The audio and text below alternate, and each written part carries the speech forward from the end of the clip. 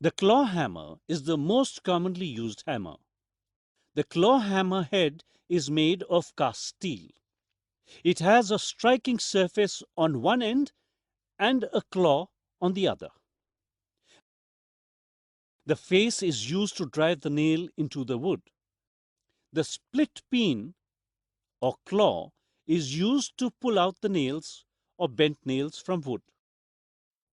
Before you start nailing, mark the point where you want to drive the nail. Grip the hammer by the handle firmly. Angle the nail against the grain for better holding power. Use the face of the claw hammer head to drive the nail, while holding the nail in place with your other hand. Keep your wrist straight and use your whole forearm to lift and drop the hammer. Strike the center of the face against the nail head. Continue to hold the nail until at least 1/3 of the nail has set in. Pound the nail with a smooth rhythm.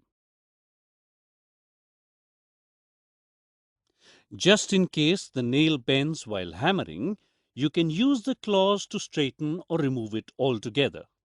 For bent nails, place the opening between the two claws under a nail head. Slowly apply upward pressure to the handle of the hammer and pull out the nail.